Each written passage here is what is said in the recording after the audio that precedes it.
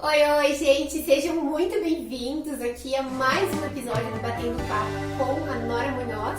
Aqui a gente fala de medicina veterinária e principalmente sobre prevenção e tudo isso para ajudar você a se tornar cada vez mais insubstituível. E hoje eu tenho uma convidada muito especial, que é a Rebeca. Rebeca é estudante de medicina veterinária e ela vai me ajudar. Nós vamos fazer perguntas e respostas. Muitos de vocês mandaram várias perguntas. O que eu vejo que é uma dúvida em geral é como responder dúvidas comuns de clientes, de uma maneira que não seja do jeito que você já está fazendo, porque não tem dado certo. Então, muitos mandaram as perguntas, a Rebeca escolheu as 10 mais comuns, que é bem do dia a dia do consultório, e aí eu vou te ajudar a ter uma linha de pensamento preventivo para responder essas perguntas. Então, vamos lá. Tá, então, a nossa primeira pergunta aqui é da doutora Amanda, de São Paulo, e ela perguntou, né, qual que é a pergunta mais comum que ela tem, que é qual é o protocolo correto de vacinação do bicho depois do primeiro ano. Do primeiro ano. Você veja que eu percebo isso, é bem particular meu, sabe, Rebeca? Para cães, é obrigatório por lei a ótupla ou a déctupla e a antirrábica. Mas a gente tem a vacina da giardia e a gente tem também a vacina da pneumo. Em alguns locais a gente tem aí a vacina da leishmania. Então, eu sempre falo assim, por algum tempo, isso lá atrás, falando de 2004, quando eu abri a loja, eu poderia dizer que eu separava as vacinas como obrigatórias e eletivas. Uhum. Eu vejo que ainda tem gente que faz isso. Mas a partir do momento que quem fica doente é o bicho e a pessoa vai gastar com isso e que na verdade não é eletivo porque é para a saúde do animal, eu parei com isso e para mim eu fixei um protocolo obrigatório. Então, se a pessoa me pergunta quais são as vacinas anuais de um bichinho, de um cão, por exemplo, eu falo. No meu caso, que a gente está em Curitiba, eu faço a déctupla, a antirrábica, a giardia pneumo. Eu não associo déctupla e antirrábica sempre que possível. Então, eu dou, por exemplo, uma déctupla e uma giardia e em 10, 15 dias eu faço a antirrábica e a pneumo, por exemplo, tá? Uhum. Isso é protocolo meu por uma questão de segurança, para o bichinho ficar menos dolorido, para ter menos reação. Mas em gatos, a gente faz, então, a quádrupla ou a quíntupla e a antirrábica.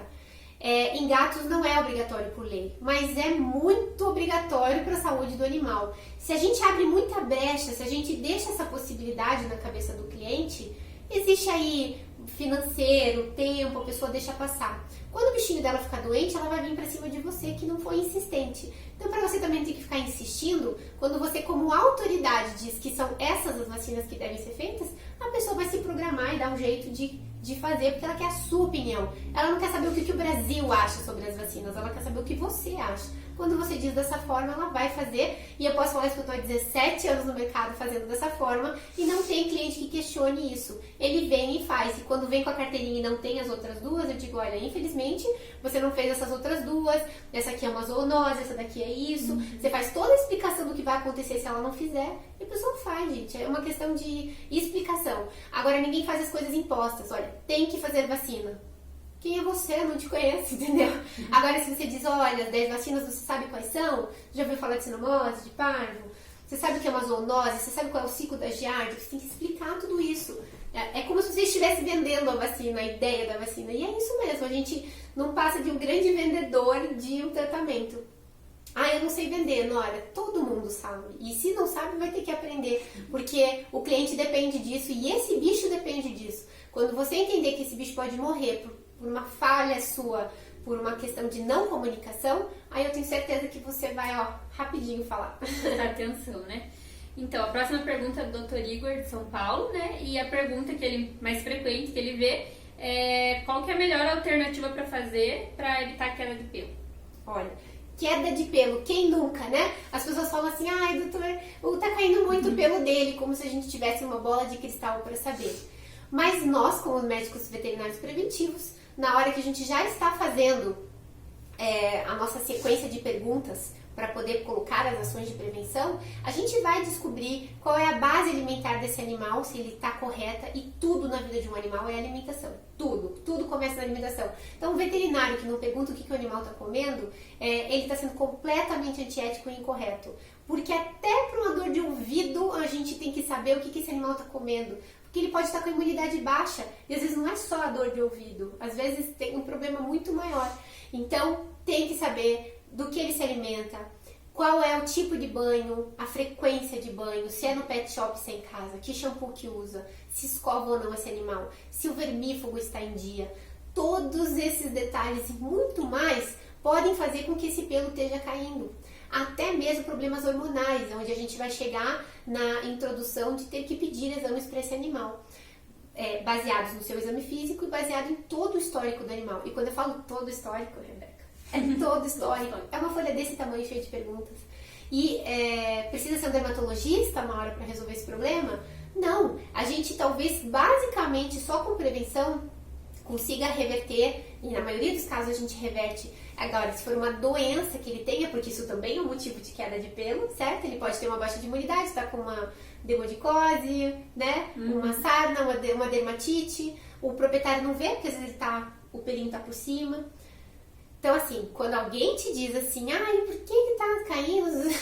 Você não vai ser grosso e falar, não tenho. Mas é o jeito que você fala. Eu sempre falo assim, dá um queijinho pro cliente. Fala, olha, por que eu não posso lhe dar essa resposta? Por que não existe, me dá um remédio para parar de cair o pelo do cachorro? Posso dar uma vitamina para parar de cair? Não, meu bem, porque se tudo tiver errado, a vitamina não vai fazer efeito. Fica feio para mim e fica feio para você. Olha só, e aí você começa a falar, pode ser isso por causa disso, pode ser isso por causa disso.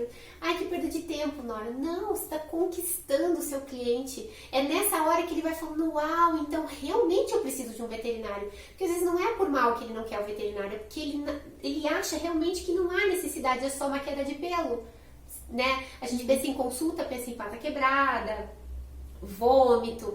Será que para uma queda de pelo eu preciso de um veterinário? A culpa não é do cliente final. A culpa é sua que não educou e introduziu a medicina veterinária na cabeça do seu cliente. E quando você fizer isso, aí você vai se tornar insubstituível, porque ele não vai querer outro veterinário explicando para ele. Ele vai querer que você resolva tudo isso que você disse que podia ser. Ele vai confiar em você, você vai se tornar imediatamente uma autoridade para ele. Então, sim, perca seu tempo, porque vai valer a pena. Explique tudo que tiver que explicar e convença essa pessoa da importância de fazer imediatamente os exames, ou seja lá o que for que você acha necessário, ou uma consulta preventiva para resolver essa queda de pelo. E jamais dizer de balcão que precisa isso ou precisa aquilo, porque não tem a menor possibilidade de você resolver uma queda de pelo apenas conversando com o cliente. Tem que ver esse bichinho. Tá, e a próxima pergunta então é do Dr. G aqui de Curitiba mesmo. E a pergunta que é frequente também, né, que ele já escutou bastante, é a questão do anticoncepcional em fêmeas, né? Qual que é as consequências disso, se pode, se não pode? A gente sabe, né? Não é possível que exista no Brasil alguém que seja conivente com isso, né? A gente sabe que é um tutor completamente leigo, porque hoje em dia já tem bastante informação sobre isso. Então, se uma pessoa ainda chega falando disso ou fazendo isso, é uma pessoa bem leiga. Então, a gente tem que ter muita paciência com pessoas leigas, porque a gente precisa explicar o inexplicável para ela.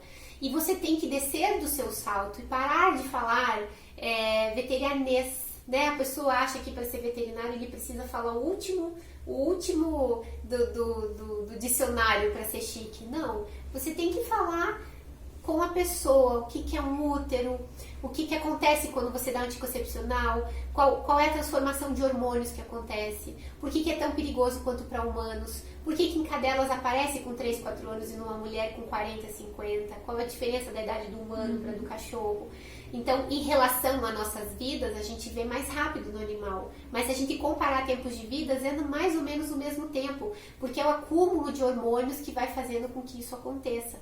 E o câncer de mama, as metástases que acontecem, porque você fala, então não é só câncer de mama, então vamos tirar essa mama? Não, aí você já tem que retirar com margem de segurança. Se a pessoa deixa acumular muitos, não tem margem de segurança para tirar. E aí, como é que faz? Então a gente tem que explicar da margem, vai ter que explicar que tem que mandar esse tumorzinho pra gente descobrir se ele é maligno, se ele é benigno, se vai ter tratamento, vai ter que fazer um raio-x pra ver se houve metástase, etc. Então, não perca a sua paciência. Tenta voltar a ser aquele médico que atendia bichinho, que gostava dos bichinhos. Vamos tentar pôr esse bichinho. Vamos tentar entender que essa pessoa talvez não esteja fazendo por mal, e sim por total ignorância do que realmente está acontecendo. A gente acabou perdendo empatia pelas pessoas, né, Beca? E acaba já... Sabe? Eu já falei tanto, eu já vi tanto bicho morrer por causa disso. E daí a gente passa pela fase da raiva, entendeu? A gente já... A pessoa pergunta disso, a gente já responde com grosseria. É a sua oportunidade. Se a pessoa fala assim, vocês vendem aqui aquele remédio, aquela vacina? Eles falam vacina. Aquelas vacinas pro cachorro não entrar no cio. Eles falam, não, amigo, vem cá, vamos conversar. Quer um café? Olha só, aí ó, fala. Até você ver o olho fica desse tamanho. E aí fala, puxa, quando será que eu posso marcar? Será que tem pela prefeitura? Se ele entrar nesse texto, você conseguiu responder a ele. Não deixe de fazer sua missão na Terra, que é cuidar dos bichos. E faça isso, ajude. Se ajudar um bichinho, tendo paciência, já tá valendo. É uma vida salva, né? É uma vida salva. Tá, então a próxima pergunta que a gente tem aqui é da doutora Natália, do Rio de Janeiro. E a pergunta foi, né, que ela mais escuta, por que os corticoides não devem ser administrados por tanto tempo, né, sem parar, e qual que é a consequência disso? Olha, eu acho que o que ela quis dizer é porque, assim, na verdade, o proprietário, o cliente já chega pra você falando, eles dão por conta, né? Você dá um corticoide, isso. Tudo. Você dá um corticoide por um tempo, por um problema de pele, talvez por sua falha, você não desenhe, porque eu no meu consultório, quando qualquer motivo eu preciso prescrever um corticoide, eu desenho na receita o que vai acontecer se ela continuar por conta. Porque o que acontece? Ele coça, deu o remédio, parou de coçar. Melhorou.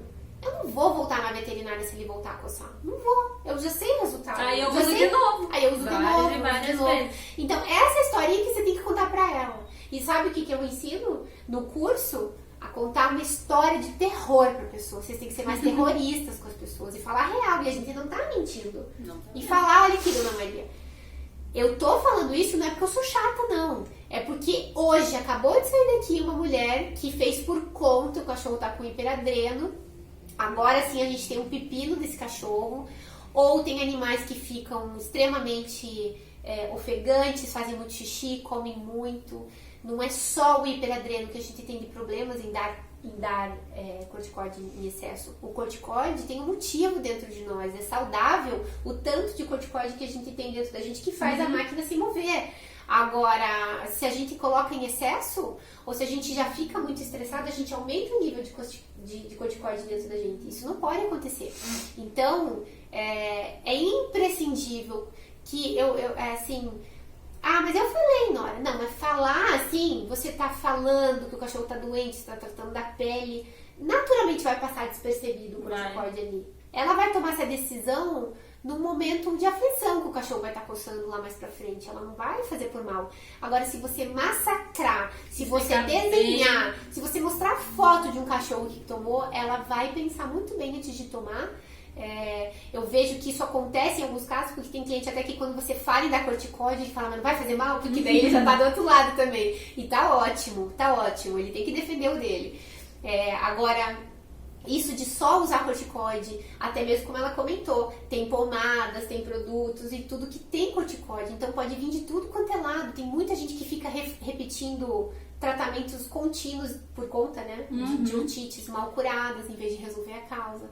Então, nós como médicos veterinários preventivos, se a gente quer ser insubstituível na vida da pessoa, nossos clientes não vão passar por isso. Porque a gente sabe se comportar hoje em consulta para não permitir que isso aconteça. Deixa tudo bem explicadinho, né? Certinho, ponto a ponto. Porque é como a Nora disse, tem que ter paciência com pessoa que é leiga.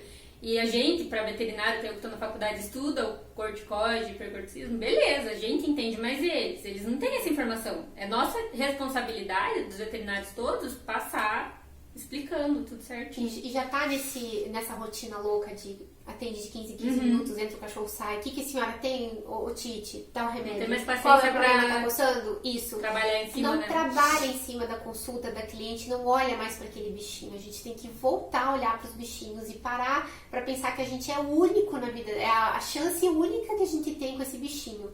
E se a gente erra a mão com o corticóide, ou a gente mesmo, e não saber retirar aos poucos em casos que tem que ser retirados, o desmame, se a gente não explicar para a pessoa que ela pode ou não parar os tratamentos, tudo que for muito grave dentro da medicina, não adianta só comentar. Ah, eu falei. Não, registra, assina e faz a pessoa se comprometer. Quando você consegue o comprometimento do cliente, você fala, você entendeu? A senhora tem consciência de que é isso que vai acontecer com o seu bicho se a senhora fizer? Aí a pessoa fala, não, eu entendi, então ela está se comprometendo. E aí você conseguiu fechar o ciclo. Agora, só canetear, vai tomar antibiótico, tudo, ó, não repita isso sem mim, porque não sei o que. Não, isso aí, ó, entra aqui, sai aqui, a pessoa tá nervosa, tá pensando, não é maldade. A pessoa tá, assim, atolada em informação, aquilo passa, entendeu? A gente sabe que não pode, na hora, fazer automedicação, a gente sabe, mas quem é o santo que não faz, você faz. A gente faz Vai muito com mesmo, isso. né? Nem Você vai passa mais. na farmácia e se medica, então não julgue. Tente resolver. A gente tá aqui pra resolver o problema da Dona Maria e não pra causar problema na vida dela. Bem isso. Agora a próxima pergunta, que é mais comum para a doutora Fernanda de Santa Catarina, e até pra gente, né? Quais são os riscos que a castração pode prevenir? Bem comum essa. Os riscos da castração, eu vejo, você sabe que ainda vejo veterinário só dizendo assim, é importante castrar. Viu, Dona Maria? Tá, É importante porque, castrar. Todo mundo sabe, né, Dona Maria? Precisa castrar e ó, é pro bem do seu cachorro. Eu não te conheço, eu não sei quem é você, eu não vou castrar meu cachorro. Gente, tem gente que ainda acha que castração dói. Tem gente que ainda acha que castração pode morrer na anestesia. Tem gente que ainda acha que ela é fêmea mesmo, ela tem que produzir. Ele é macho mesmo, ele tem que cruzar. E nós é que estamos aqui para orientar esse cliente. Orientar é ter paciência, falar a língua do cliente, tentar convencer ele com ações, com histórias sobre isso. Então nós começamos na consulta a dizer a introdução básica de que é necessário. É necessário porque, sempre use o porquê. Tem que fazer sentido na pessoa, faz porquê, tá? Aí faz por quê? Porque pode dar câncer no testículo, pode dar aumento de próstata. Eu vejo muito profissional esquecendo do aumento de próstata. Aumento de próstata é grave, ele tranca o canal urinário, a gente só vai ver quando o animal já não está fazendo xixi. A única tratamento é a castração e leva 6 meses. 6 meses que esse animal vai ficar sofrendo, continuando, se sobreviver, né? Porque você não desenhou isso para a pessoa. Então, é necessário. E se a gente faz os exames a cada 6 meses, e se a gente faz tudo direitinho, no ultrassom a gente pega o aumento de próstata. Então, vocês migalham o seu cliente. Não quer fazer castração? Não faz. Mas nós vamos fazer exame de 6 em 6 meses. Então, para garantir que essa próstata não vai aumentar e não vai ter câncer no testículo. É uma contrapropósito. Não quer fazer, não faz. Mas então, assume a tua posse responsável desse animal. Eu quero a senhora a cada 6 meses aqui. E se tiver sinais de câncer no testículo, vamos ter que tirar. E se tiver sinais de aumento de próstata, vamos ter que castrar. Então, é muito importante que isso aconteça. E das fêmeas, quando a pessoa insiste que não quer castrar, a gente também fala pra ela que o útero é um saquinho, que ele pode, pela falta de uso, acumular bactérias que às vezes estão no próprio útero, mas que com uma baixa de imunidade, que acontece cada 6 meses quando ela entra no cio, o próprio organismo dela pode gerar uma alta dessas bactérias e causar piometra, hemometra, câncer de ovário, câncer de útero, câncer de mama, metástase. Então, não vou castrar na hora. Ok, então a cada 6 meses a gente faz uma bateria de exames, porque anualmente a gente faz num animal saudável. Mas se a pessoa quer manter um animal inteiro, então ela tem que ter consciência do que ela precisa fazer para que ele seja saudável, porque eu acredito que ela não queira que o bichinho dela morra. Então, ela vai ter que fazer exame de cada 6 em 6 meses, até que um desses sinais apareça e ela faça o que ela já deveria ter feito, que era castrar esse bichinho. E é você quem tem que fazer todo esse caminho do herói para ela entender o que acontece. E se ainda assim ela fizer aquela cara de não adiantou nada, eu já sei e não vou fazer, você conta uma história. Conta a história da tia que acabou de sair chorando porque perdeu o cachorrinho, porque castração é eletiva, dá pra fazer saudável. Piometra não é eletiva, é uma cirurgia de emergência. O animal nem sempre está bem para receber a anestesia e os protocolos. A gente pode perder. Aí sim é perigoso. A gente também deve explicar quais são as diferenças das anestesias. Então, ela tem que entender que a cirurgia da esquina é R$70 e do hospital é R$1.000 e que isso tem que ter um motivo. Se ela quer correr o risco consciente, é uma coisa. Mas às vezes a Dona Maria vai lá de bom coração, achando que tá tudo bem, que veterinária é tudo igual, que anestesia é tudo igual. Que ali ele cobra mais barato porque ele tá ajudando os animais. Ela não entende que existe um diferencial de muitas coisas. E é você quem tem que dizer, olha, Dona Maria, queira fazer ou não, só entenda os riscos do que vai acontecer, mas não deixe de fazer. Ou junte dinheiro para fazer um lugar melhor, ou faça consciente de que infelizmente pode acontecer. Mas deixá-la inteira não é a solução também. Isso não vai resolver o problema. E é você quem tem que indicar todas essas coisas.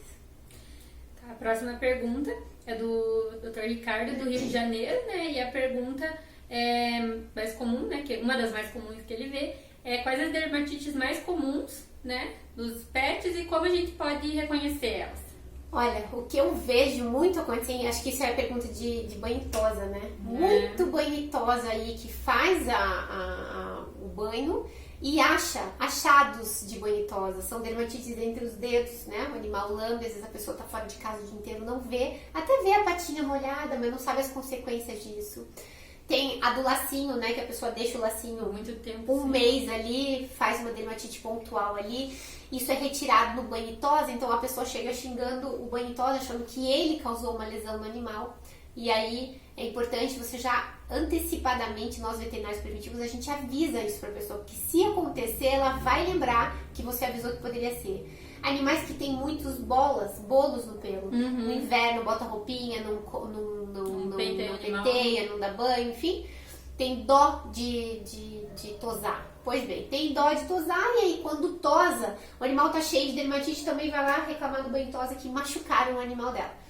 Vai fazer aquela tosa óculos debaixo daquele molhadinho, né, da lágrima ácida. Aí, dermatite. Vai lá xingar o pessoal do banho tosa. Nós, como veterinários preventivos, sabemos que tudo isso vai acontecer e a nossa função é avisar como prevenir. Todas essas dermatites tem uma forma de prevenir, não necessariamente remediar. E se a gente já está remediando, temos que ensinar ao proprietário que isso nunca mais aconteça e quais são as formas de prevenir. Então, essas realmente são dúvidas muito comuns que aparecem no consultório. Aí eu sei que a dúvida muitas vezes é, já veio a dermatite. Então é clínico. Se você está tratando, se há um remédio, não é prevenção. É clínico. Mas a sua função como veterinário substituível é tornar aquele animal um animal preventivo, uma consulta preventiva, para que isso nunca mais aconteça. Não adianta ele voltar dali um mês com essa pata igual, com esse ouvido igual, com o olho igual. Então, é isso que a gente não deve deixar acontecer. Mas essas realmente são as dermatites mais comuns, né, que a gente vê por aí. Tocando num assunto também que eu vi, que é bem legal, até acompanhei hoje na consulta com a doutora Andréia lá no hospital, é a questão de fazer os exames, né, de teste alérgico pro bichinho, porque daí você já tem uma noção de como cuidar melhor. Por exemplo, meu bichinho tem alergia de usar esse shampoo no banho tosa. Isso. Né, porque hoje chegou um cheetos pra gente vermelho, daqui até, né, e como esses testes acabam beneficiando, né, e o veterinário preventivo pode auxiliar bastante nisso. Clinicamente, eu sempre falo, nós temos que pedir exames. E exames vão desde raspado, biópsia, testes alérgicos com dermatologistas. A gente, como clínico, tem o nosso limite de tratamento. Eu sempre gosto de, se for atender a primeira vez, que seja possível, que não seja, obviamente, um dermatologista, eu tento, faço os exames, até para que quando eu encaminhe para esse dermatologista, que no meu caso, a minha parceria, a gente sempre recomenda parcerias, minha parceria é a doutora Andréia, ele já vai encaminhado com o histórico, com os exames, facilita, ela só faz os exames mais profundos ali, que ela faz ali específicos, né, sobre a especialidade dela. Mas é muito bom contar com essas parcerias. E é importante a gente também não ficar medicando, tentando para não perder essa consulta, em vez de passar para o colega que vai resolver. De novo, respeitando, gente, tanto o cliente quanto o paciente. Nós, clínicos gerais, temos o nosso limite de conhecimento. A partir desse ponto, a gente precisa indicar ele para um especialista. E isso muitos têm medo, falar, mas se eu indicar um especialista, ele vai achar que eu não sei. Não, você não é obrigado a saber. Você tem que dizer isso para o cliente. Falar, olha, o meu limite como veterinário clínico chegou até aqui, olha que eu sei muito, hein? Tipo, fui até, né? Mas se eu tô dizendo que a gente tem que ir pro especialista, é porque acabou.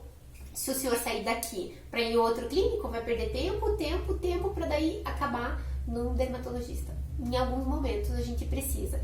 E sobre o teste alérgico, muitas vezes a gente acha que a causa base pode ser, por exemplo, uma sarna demodésica ou coisa do gênero, e às vezes tem, além disso, uma causa alérgica, uma causa hormonal. E se for hormonal ou alérgico, você vai se matar de medicar esse cachorro, não vai chegar num gato. Então, a gente precisa de exames. A gente não tem bola de cristal. A gente às vezes quer ajudar o cliente, não tem condições de tudo, só que ele vai gastar muito mais. Quando você desenha pra ele que ele vai gastar muito mais em fazer isso por conta, e vai sair melhor. E dependendo da medicação, pode até prejudicar fígado e rim dos animais. Então, tem que ter os exames. Simples assim.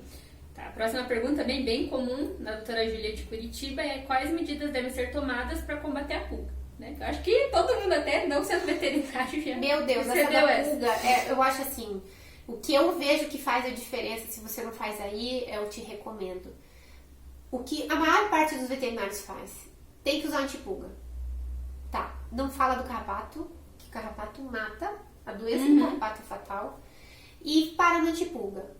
Quando tem um pouquinho mais de paciência, até fala de carrapato, mas não, a gente precisa explicar tudo pro cliente. Que se tem uma pulga nele, vai ter 90 no ambiente, que elas vão se replicar para 1000, que a gente vai ter uma infestação, que o carrapato, uma mordida de carrapato é capaz de produzir uma doença fatal no seu bichinho, como que é o uso mensal disso, como é que a gente resolve esse problema. Nós estamos para orientar e não para dizer que precisa. Ele tem que confiar na minha palavra. Eu disse que precisa. Não, ele tem que compreender o porquê de novo, né? Tá, tem que usar antipulga porque conta toda a história. Se mesmo assim a pessoa fala, mas a minha casa é limpa, minha casa não tem pulga. Ele não tem pulga, é o gato do vizinho. Eles falam, olha, pulga é espécie específica. Não é o gato que passa pro cachorro, não é o cachorro que passa pro gato, não é a pulga do... foi pra fazenda e tinha um cavalo. Então, também. O cavalo passou o carrapato pra ele. Tá bom, gente? São espécies específicas. O animal tem que estar protegido, o ambiente tem que estar protegido. Explicar a diferença da detetização. Nem sempre a detetização vai ser suficiente. Existe um veneno específico, né, para a pulga, e tudo isso você tem que explicar para o cliente, não basta apenas dizer, tá bom? Tem que explicar que o produto do carrapato passa em cima para matar carrapato, que o produto de pulga passa embaixo. Ele até vai gastar sob sua orientação e comprar o produto, mas se você não dizer para ele como que usa, que aquela coleira, por exemplo, dos 8 meses, a Seresto, a gente tem que pôr bem pertinho do pescoço. Se tiver folgada, o princípio ativo não entra no animal, não faz. Muita gente compra, não sabe e deixa folgadinho. E esse é um detalhe que você... mas eu só falei que precisava de antipulga. Na hora ele foi lá e comprou o que ele quis. Não, se ele fez isso é porque você não orientou. Você tem que dizer quais são os melhores, quais você orienta. Se for comprar a coleira, faz assim. Se for comprar o spot, faz assado. Se pode antes do banho ou não. Tudo isso o veterinário tem que detalhar. Né? Então agora é a pergunta da doutora Juliana, do Rio Grande do Sul, né? E a pergunta dela é a questão de alergia de pulgas para cão e gato, né? Como tratar? Pergunta frequente. Questão alérgica, né? Como tratar as alergias? Isso. Bom, eu acho que entra muito nesse caso do queda de pelo, né? A gente não tem como falar com a pessoa, falar, meu cachorro é alérgico, né? O cão é alérgico, quais são as alergias mais comuns e tudo mais. Então, de novo, como médico veterinário, às vezes eles mandam as perguntas e a gente não entende, mas eu acredito que é isso que ela está perguntando, porque essa é outra pergunta muito comum. Meu cachorro coça, tem alguma coisa que eu possa dar pra ele? Tem um shampoo que eu possa dar pra ele? Tem um remédio que eu possa dar? Isso vocês vão ver direto, vocês devem ver aí direto. E agora você vai transformar isso para ser o veterinário substituível dessa pessoa. Antes você ia dizer assim, não tem como, lógico que não, imagina, né? Se tivesse, não tem bola de cristal. Não, você fala, olha, Damaris, veja bem, as alergias podem ser alimentares, podem ser algo que ele tome, pode ser, às vezes até um potinho pode estar causando alergia, se for aquela alergia tópica, se for alguma alergia local.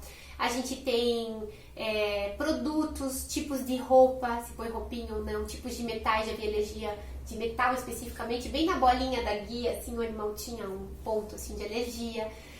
A gente tem alergia aos produtos de banho, a perfumes. Aquela espirradinha que o animal dá depois do perfume por causa do álcool, muita gente toma como alergia. Não, alergia é o que faz o animal se coçar e pipocar, que nem a gente. E tudo isso é muito comum, tem milhares de coisas que fazem um gato ser alérgico, um cão ser alérgico. E a gente tem vários motivos de descuido que podem causar alergia. Às vezes nem é que o animal é alérgico, até alergia para ácaro tem. E a gente pode ter também um animal atópico, que é um animal que tem alergia a tudo e a qualquer coisa. Por isso os exames como esses, por exemplo, são muito bons, porque aí a gente define exatamente o que esse animal tem alergia para tentar definir o tratamento. Eu sempre conto aqui a história do meu pitbull, que eu levei na doutora Andréia. Ele tinha cara de DAP, alergia à picada de pulga. Tava com cara de bactéria, tava com cara de um monte de coisa. Eu possivelmente ia dar um início de tratamento desses para ele, mas a doutora Andréia examinou e viu ele, e o que ele tinha, gente, era alergia a ácaro, alergia a grama. Imagina outra coisa. Eu teria entupido ele de remédio, não ia chegar a lugar nenhum. Eu tenho certeza que qualquer veterinário teria tratado ele. Ele tinha cara, características. Hoje eu não caio mais nessa. Quantos fungos de gato que eu já peguei que é bactéria? Quantas bactérias de gato que eu já peguei que são fungos? E ele fala, mas você estudou pra isso? Não é assim? Mas elas não se parecem, elas não seguem a gente teria que demitir o livro, então, que não tá igual do livro. Nem tudo na medicina vai ser igual ao livro. E é os exames que vão nos ajudar. E se a gente explica tudo isso pro cliente, a importância dos exames, que ele vai gastar menos, que não vai prejudicar o animal, é lógico que ele vai fazer. Mas tem que ter essa paciência. E animal alérgico tem a muitas coisas, e a gente tem que fazer isso com exames, para daí pensar no raciocínio. Próxima pergunta do Dr. Matheus, de Curitiba, é a pergunta frequente, né, a questão da higiene bucal, né? Qual que é as consequências se um animal não é tratado com a higiene bucal? Muitos proprietários não tratam da higiene bucal e a culpa é dos veterinários, porque eu vejo pouquíssimos veterinários realmente recomendando a prevenção, a utilização desde dedeira, escova de dente, produtos. Hoje em dia tem tantos produtos, hoje em dia tem aqueles brinquedos inteligentes que você põe a pasta dental, o animal põe as patinhas para comer. Vejo às vezes o veterinário indicando, mas esquecendo de dizer que tem que tirar esse brinquedo, porque ele não é para brincar, senão o cachorro acaba destruindo. E é um brinquedo que é para escovar os dentes. A gente tem ossinhos que escovam os dentes, a gente tem muita prevenção para não deixar o cálculo dentário chegar. E eu gosto muito de dizer para o proprietário que não é só dor. Eu acho assim, a mesma sensação de ter uma pipoca no dente. Eu gosto de usar isso, a pessoa já faz aquela cara. Se uma pipoca no dente incomoda, imagine os teus dentes todos com pipoca. Aquela gengiva inflamada, aquele dente sangrando por qualquer coisa. É claro que o animal vai parar de comer. É claro que o animal vai estar com halitose. Mas pior, essas bactérias elas se acumulam no rim do animal causando problemas. Elas se acumulam no coração do animal causando problemas. Ele pode circular na corrente sanguínea numa baixa de imunidade, o animal fica doente. E às vezes é por causa do acúmulo de tártaro. E como que ele vai saber disso se você não falar com paciência? É bem possível que ele pense na hipótese de tratar, caso você fale. Então é muito fácil para os veterinários a cada 4, 5 anos pegar o animal e convencer um proprietário a fazer uma limpeza. Mas fazer uma limpeza sem entrar com o método preventivo, eu acho muita sacanagem com o animal. Porque quem vai passar pelo procedimento, pelas dores e por tudo, é ele. Então, a gente tem que voltar a pensar um pouquinho menos no nosso bolso e um pouquinho mais nos pacientes e acompanhar. E se você quer ser esperto mesmo, você vai ser insubstituível, porque todo ano você vai estar com o animal, você vai acompanhar, em algum momento é possível que aconteça, mesmo cuidando e prevenindo, é possível que aconteça, um acúmulo de tártaro, e você mesmo vai ser o responsável por resolver isso. Agora, com a pessoa consciente e com o animal tendo qualidade de vida. E eu vejo nos congressos hoje, sabe, Rebeca, muitos especialistas da área falando: isso aqui só chega aqui porque os veterinários não previnem. Temos que voltar a prevenir. E essa é a prevenção, explicar para o proprietário como é que acumula o tártaro, que aquela ração úmida que ele dá não limpa os dentes, o que dar para limpar os dentes, como que a gente vai resolver com ossos e tudo mais, a manutenção, enfim.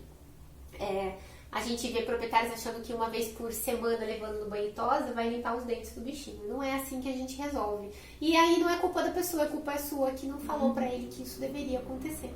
Então, é muito bom essas perguntas todas, porque... Essa foi a última? Não, tem mais uma que é a última. Vamos para a última, então. E é muito importante essas perguntas, porque elas são comuns e ajudam todo mundo que está vendo aí, eu tenho certeza. E se você está gostando desse conteúdo, curte esse vídeo, comenta se esse vídeo te ajudou, quais são as perguntas que você quer aqui no próximo Batendo Papo, aqui para a Rebeca trazer pra gente.